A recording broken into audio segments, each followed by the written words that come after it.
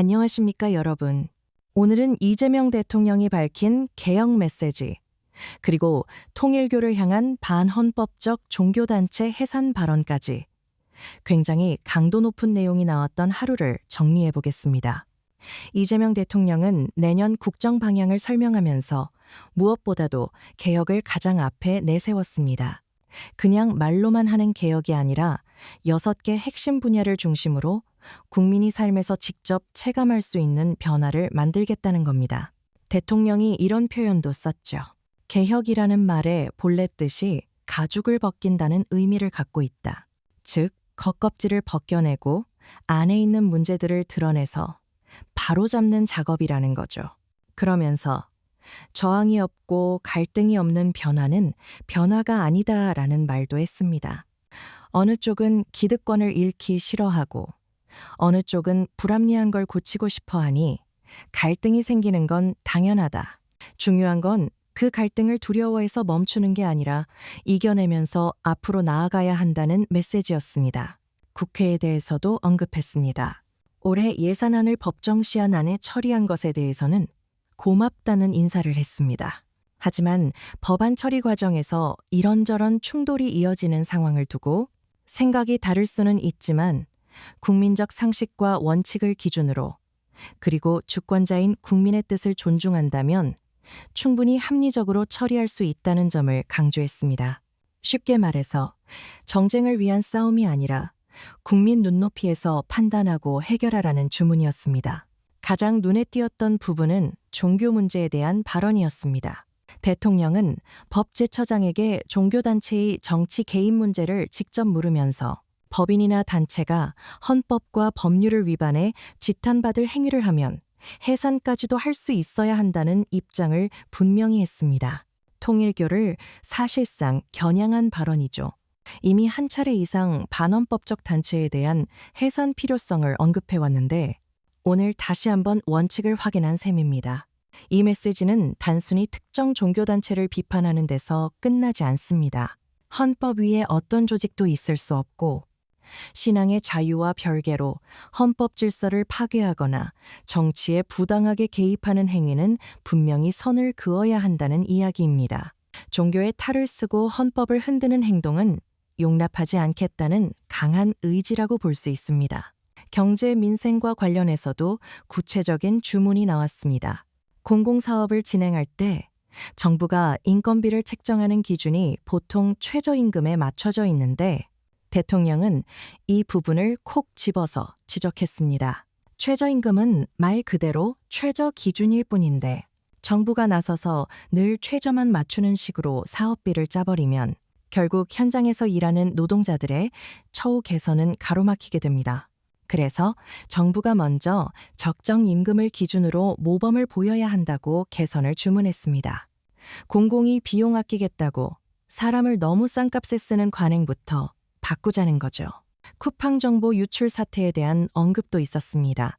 대통령은 지금의 형법 체계로는 기업의 책임을 묻는 데 한계가 있고 사회 전체가 치르는 비용에 비해 제재가 너무 약하다고 지적했습니다. 그래서 경제 제재를 위한 강제조사권을 부여하는 방안, 그리고 과태료 처벌을 현실화하는 방안까지 검토하라고 지시했습니다. 기업이 큰 사고를 치고도 미안하다 한마디, 약한 벌금 몇 번으로 끝나지 않도록 시스템을 근본적으로 손보자는 얘기입니다. 정리해보면 오늘 이재명 대통령의 메시지는 한 줄로 요약할 수 있습니다. 개혁을 멈추지 않겠다. 헌법을 흔드는 세력과는 타협하지 않겠다. 그리고 공공과 민간 모두에서 불공정과 부당함은 바로잡겠다는 의지. 갈등은 피할 수 없지만 그 갈등을 정면으로 돌파해서 결국 변화까지 가겠다는 강한 태도가 느껴졌던 하루였습니다. 오늘 국회에서는 꽤 보기 드문 장면이 연출됐습니다. 필리버스터, 그러니까 무제한 토론이 진행되는 도중에 국회의장이 직접 정회를 선포하고 발언 중이던 의원의 마이크를 꺼버린 사건이 있었죠. 상황을 조금 차분히 되짚어 보겠습니다. 정기국회 마지막 날 본회의에서 가맹사업거래 공정화 관련 법안, 이른바 가맹점 사업법이 상정이 됐습니다. 국민의힘은 이 법 자체에는 찬성 입장을 갖고 있으면서도 민주당이 추진하는 내란 전담 재판부법 등 이른바 8대 악법을 막기 위해 비쟁점 법안에도 전부 필리버스터를 걸겠다고 전략을 세워놓은 상태였습니다. 그 첫 주자로 나선 사람이 바로 나경원 의원이었죠. 연단에 오르면서 통상적으로 하는 국회의장에 대한 목례도 하지 않고 처음부터 강한 긴장감 속에서 토론을 시작했습니다. 가맹점 사업법에는 찬성하지만 민주당의 법안을 막기 위해 필리버스터를 시작한다. 그리고 대장동, 항소 포기에 대한 국정조사를 해야 한다. 이런 식으로 의제와 직접적인 관련이 없는 발언을 이어가기 시작했습니다. 그러자 우원식 국회의장이 제동을 걸었습니다. 의제 외 발언을 하지 말아달라. 필리버스터라고 해서 뭐든 말해도 되는 건 아니고 원래 상정된 안건과 관련된 범위 안에서 토론을 해야 한다는 게 국회법에 명시된 원칙입니다. 그런데 나경원 의원은 이를 받아들이지 않고 민주당에 대한 전반적인 비판, 입법 독재라는 표현까지 사용하며 발언을 이어나갔습니다. 양측의 신경전이 점점 거칠어졌고 본회의장은 결국 고성이 오가는 소란스러운 상황이 됐습니다. 민주당 쪽에서는 나경원 의원을 향해 예전 패스트트랙 사태를 떠올리며 비꼬는 말이 나왔고 국민의힘 쪽에서는 우원식 의장을 과거 법사위원장과 엮어서 비난하는 표현을 쓰기도 했습니다. 상황이 이렇게까지 번지자 우원식 의장은 결국 나경원 의원의 마이크를 끄는 초강수를 뒀습니다. 그리고 정상적인 의사 진행이 어렵다며 정회를 선포하고 회의장을 떠났습니다. 여야 협의 없이. 그것도 필리버스터 도중에 의장이 정회를 선언하는 건 굉장히 이례적인 일입니다. 국민의힘은 바로 들고 일어났습니다. 송원석 원내대표를 비롯한 의원들이 의장실로 항의 방문을 했고 국회법 위반이라고 반발하면서 법적 조치까지 검토하겠다고 밝혔습니다.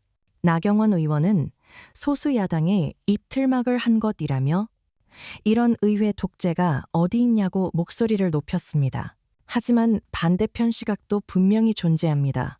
우원식 의장은 국회법 해설집을 직접 펼쳐들고 본회의장에서 질서 유지를 위해 필요한 경우 경고, 제지, 그리고 정회까지도 의장의 권한이라는 점을 근거로 설명했습니다.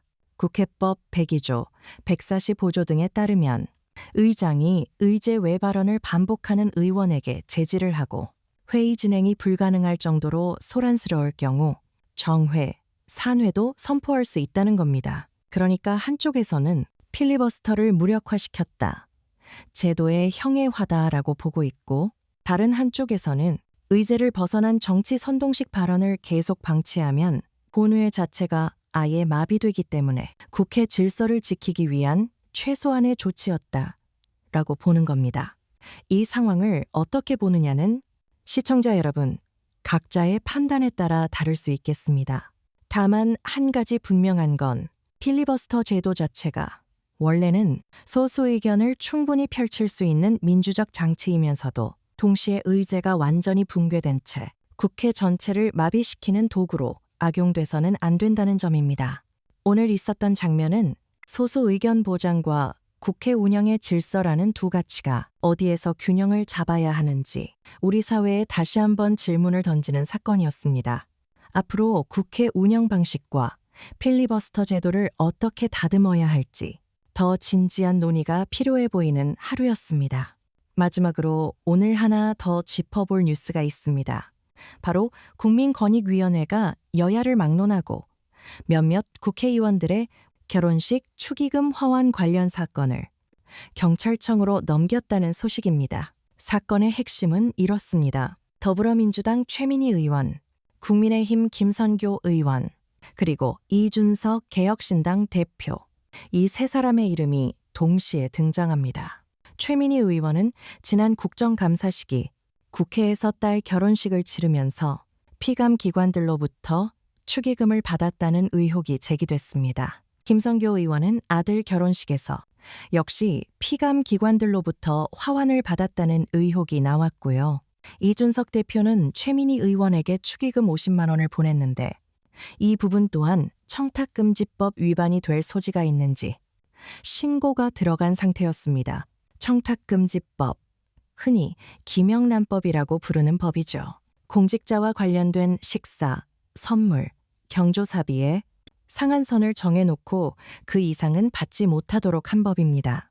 특히 피감기관, 그러니까 자신이 감시 감독해야 할 기관으로부터 금전적, 물질적 대가를 받는 건 이해충돌 소지가 크기 때문에 훨씬 더 엄격하게 봅니다.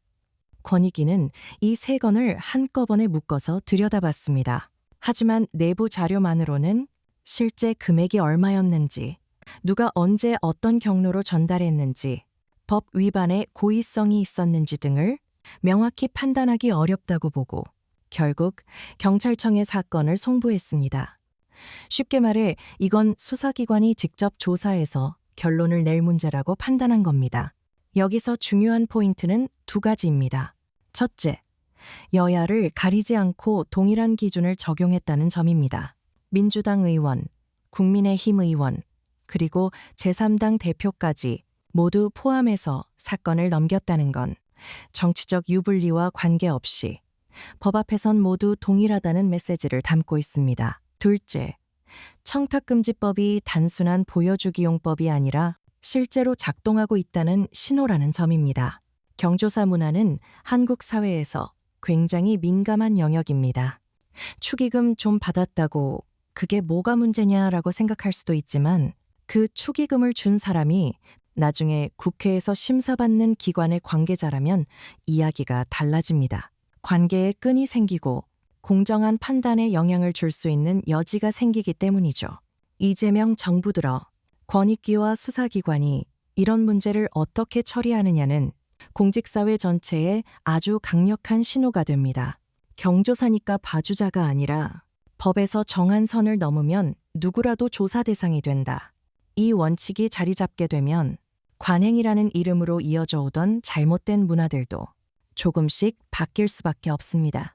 이번 사건의 결론이 어떻게 날지는 조금 더 시간을 두고 지켜봐야 합니다. 중요한 건 이미 우리 사회가 이 정도는 괜찮겠지 라는 과거의 관행에서 이게 법에 맞는가 공정한가를 먼저 묻는 단계로 옮겨가고 있다는 점입니다. 오늘 권익위의 송부 결정은 특정 정치인을 겨냥한 것이 아니라 국회와 공직사회 전체에 법과 원칙을 기준으로 스스로를 돌아보라는 경고이자 요청이기도 합니다.